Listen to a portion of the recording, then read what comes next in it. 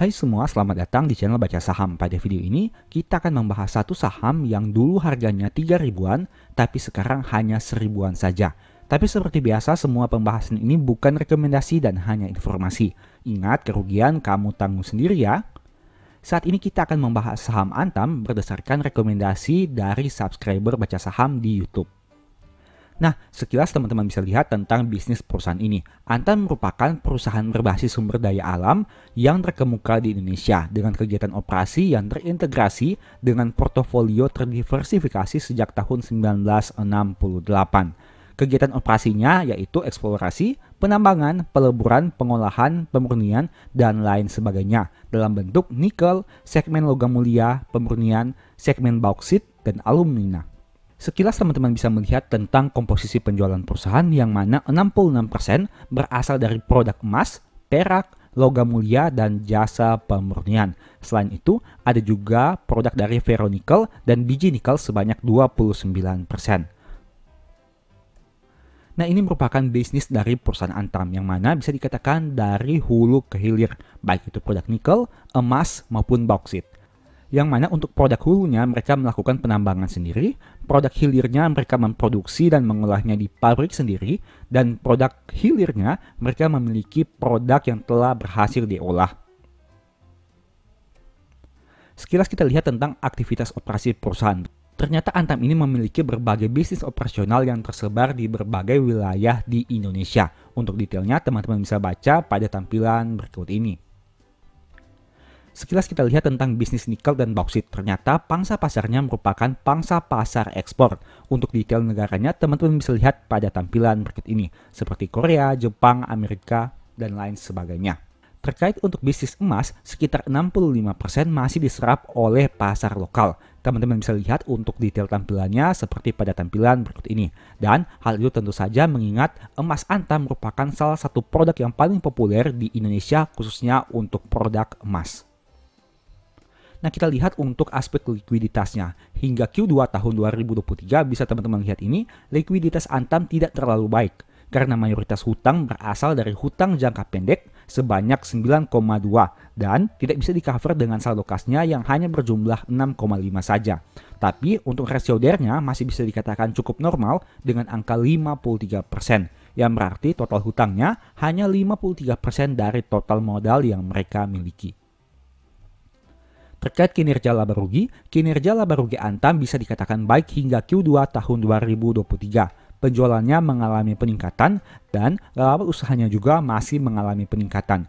Itu artinya beban pokok penjualan dan beban usaha masih bisa dikendalikan sehingga laba usahanya masih mengalami peningkatan.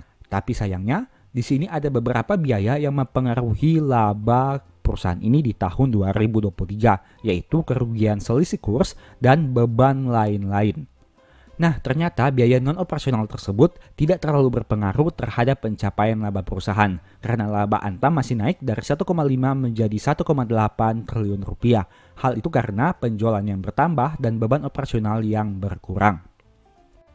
Sekilas kita lihat tentang beberapa fokus Antam, yang mana Antam ini fokus menggarap pangsa pasar dalam negeri seperti jawaban pada saat public expose, di mana Antam berfokus pada strategi untuk mengembangkan basis pelanggan di dalam negeri, terutama untuk pemasaran emas, biji nikel, dan bauksit, seiring dengan pertumbuhan tingkat penyerapan pasar di dalam negeri. Nah, selain itu ternyata bisnis kendaraan listrik juga berpengaruh terhadap Antam, khususnya dari aspek baterainya. Tapi sepertinya tidak terlalu signifikan karena bisnis ini belum terlalu diminati di Indonesia. Nah, untuk laba perusahaan dalam 4 tahun terakhir bisa teman-teman lihat di sini bahwa cenderung tumbuh meskipun sempat terjadi penurunan di tahun 2023 ini jika dibandingkan dengan tahun 2022. Dan Antam ini juga konsisten membagi dividen setiap tahun meskipun dengan nominal yang cukup fluktuatif. Valuasi Antam ini juga sudah bisa dikatakan tinggi dengan angka 1,79 kali untuk PBV dan PER 11 kali. Dan angka tersebut tentu cukup beresiko jika teman-teman tertarik dengan saham ini. Tapi menariknya mereka punya rasio keuangan yang cukup bagus khususnya untuk aspek ROE-nya dan masih memiliki debt to equity ratio yang bisa dikatakan normal. Terkait kinerja harga saham dalam 5 tahun terakhir memang harganya sudah naik beggar, yaitu 102%. Tapi selama tahun 2023 masih mengalami penurunan 11%.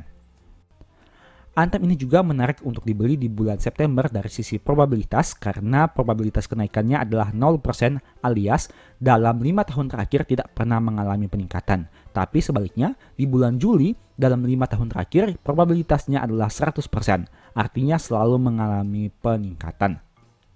Untuk aspek historical PBV, harga pada saat ini diperdagangkan di bawah rata-rata PBV 3 tahun terakhir. Meskipun dengan PBV 1,7 kali, ternyata masih di bawah dari rata-rata PBV 3 tahun terakhir, yaitu 2,44 kali. Demikianlah pembahasan singkat saham Antam. Selalu ingat bahwa video ini bukan rekomendasi dan hanya edukasi. Segala risiko kerugian menjadi tanggung jawab kamu sendiri. Nah, kira-kira di video berikutnya kamu ingin dibahas materi apa lagi? Tulis di kolom komentar ya. Sebagai informasi, berikut ini beberapa list ebook baca saham. Pertama, strategi nabung saham. Kedua, the stock market. Dan yang ketiga, cara cepat analisa laporan keuangan. Apabila tertarik melakukan pembelian, silahkan chat saja pada nomor WA yang tercantum. Sekian video ini, semoga bermanfaat. Thank you.